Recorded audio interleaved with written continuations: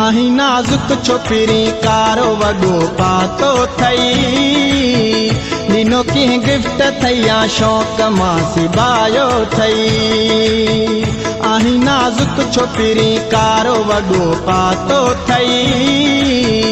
ॾिनो कीअं गिफ्ट थैया शौक़ मां सिबायो थई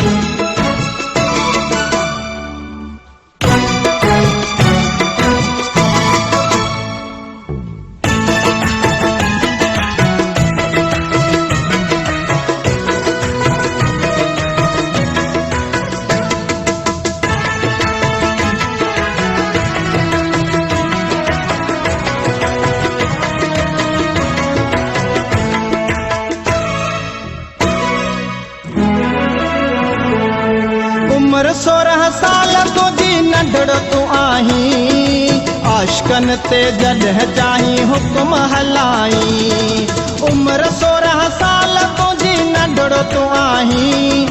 आशिकन ते जॾहिं चाहीं हुक्म हलाई तुंहिंजा इशारा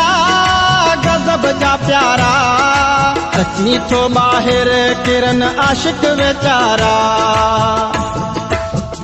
आशिकन खे त इशारनि में फसायो थई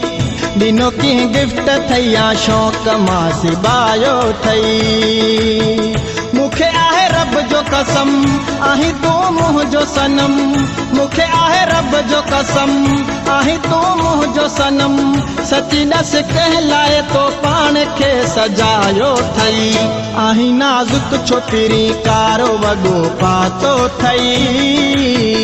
ॾिनो कीअं गिफ्ट थैया शौक़ मां सिबायो थई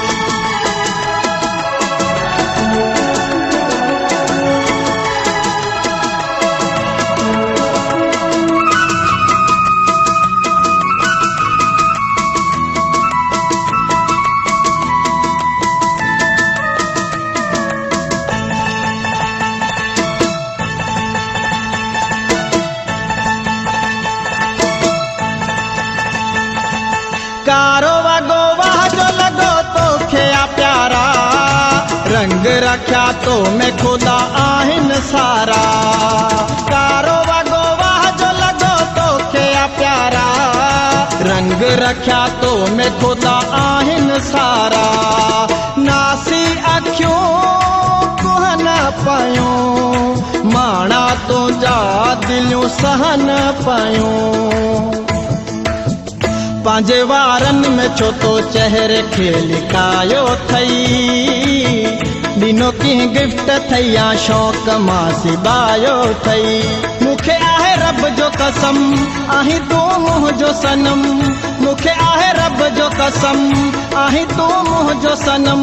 सची ॾस कंहिं लाइ तो पाण खे सजायो थई आहीं नाज़ुक छोकिरी कारो वॻो पातो थई ॾिनो कीअं गिफ्ट थैया शौक़ मां सिबायो थई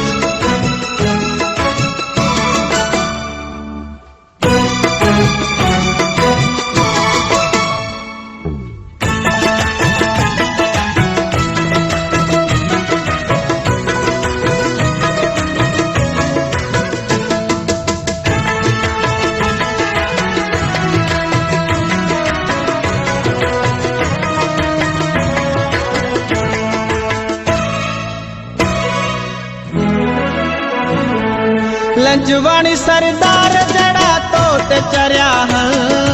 तुझे हुस्न आडो हिते कई किरिया लंजवाणी सरदार जड़ा तो ते चरिया तुझे हुस्न आडो हिते कई किरिया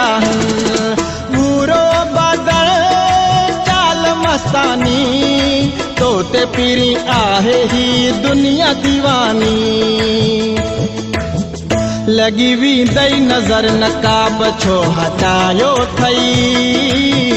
ॾिनो कीअं गिफ्ट थैया शौक़ मां सिबायो थई